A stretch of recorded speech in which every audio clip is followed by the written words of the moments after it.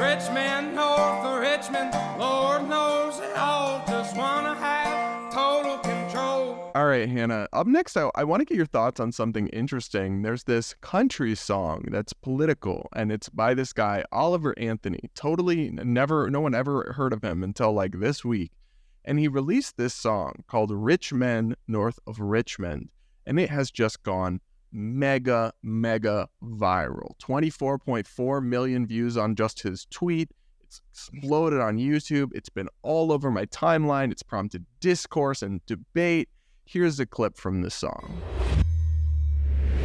People like you wish I could just wake up and it not be true, but it is. Oh, it is. Living in the new world with an whole soul.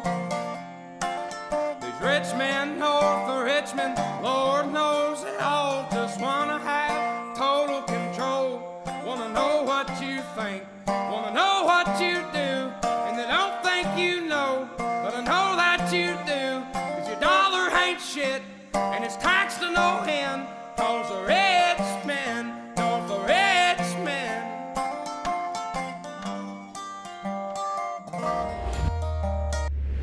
So, Hannah, what was your initial reaction to the song?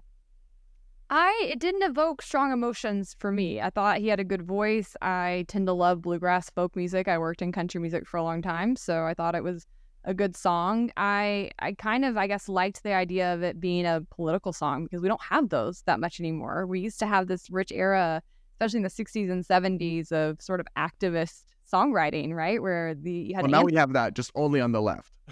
Yeah, I mean, it's even like it's kind of a dying art, a died out art. But anyways, I thought it was good. I thought some of the lyrics were a little cheesy, but as a whole, it was a pretty good message. I think he's right that the guys in DC are, to blame for a lot of wrongdoing. I was just surprised to see how quickly the song became polarized. And I think that is indicative of just the complete brain rot in our society. You immediately had the left, especially left-wing media outlets like Rolling Stone, jump to call it like a far-right anthem. You did then see a lot of conservative types jump on. I think that's one reason it went viral is you had major conservative figureheads like Matt Walsh sharing it, Joe Rogan. These people have huge audiences. So the whole, it went viral thing, as somebody who worked in music, the song had a very strange trajectory.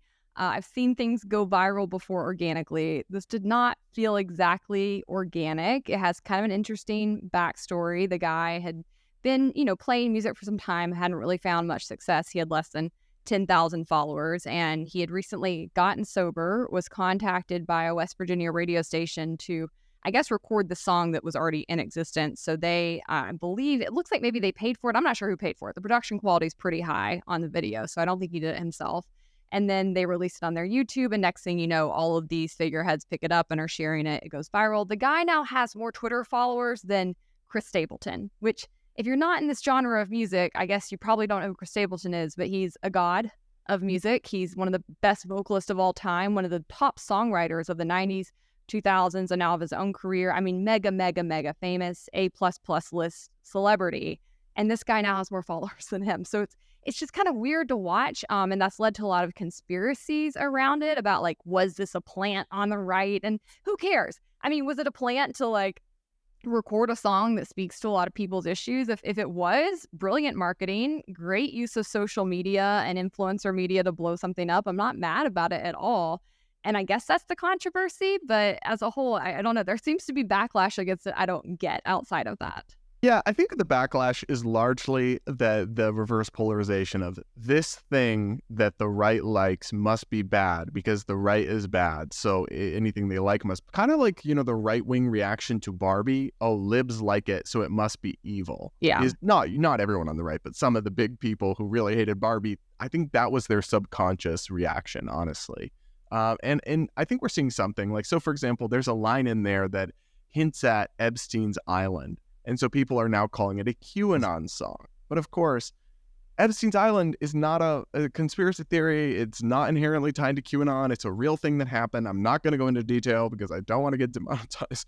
But people on the left are concerned with Jeffrey Epstein too. That's what I can't stand about this, is to act like people on the left don't. If somebody on the left doesn't think left-wing voters or supporters would identify with this song, they are so in their DC, New York City, LA bubbles, they don't know the average American, because the average American on both the left and right identifies with the subjects he's talking about in the song of corruption, of protecting the elite, of life becoming harder and harder for the working class because of Inflation. their policies.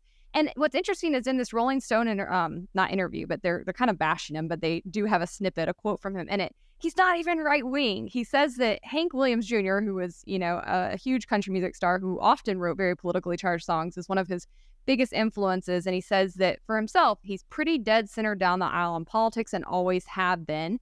And he said it seems like both sides serve the same master, and that master is not someone of any good to the people of this country. So trying to peg him or this song as like extremely right wing is stupid. Yeah, and now they're trying to dig up dirt on him and cancel him. And so apparently they've looked at his like YouTube playlists, and they say that he's watching anti-Semitic videos or other things. And so I don't know if there's any truth to that. It honestly has no bearing on his song. His song, it resonates with people for a reason. It speaks to the inflation, people being robbed of their wealth, the system being rigged in favor of special interests, a lot of things that people resonate with. And I think he has a really good voice. I'm not, very musically inclined, but I thought it was really powerful and compelling. I wasn't like as obsessed with it as some people are, but I found it very compelling, very entertaining. And I agree, like it doesn't appear to be 100% organic, but at the same time, we've seen in the past when people try to astroturf something and it just does not catch on because the people don't want it, every celebrity pushes it. Like there was that app, that streaming app that was going to do like 10-minute TV shows or something, and like every celebrity pushed it and then it totally failed. It doesn't matter. So I guess my only point is that even if there was some coordination here or some promotion from, big influencers that maybe wasn't organic, maybe it was due to influence and networks or whatever, maybe it was even a financial transaction, I really don't know. It doesn't actually take away from the fact that the song resonated with a lot of people, because No, you can't actually, absolutely. astroturf something that's totally unrelatable and make it relatable. That's simply not how it works. And as somebody who worked in the music industry, like I'm gleeking, as they might say, if this is what happened, because it has become increasingly difficult to break new artists, to get new songs out in the traditional ways things were done. The music industry has been collapsing for decades. That's part of the reason I left. Their whole infrastructure has fallen apart in the world of streaming and new media.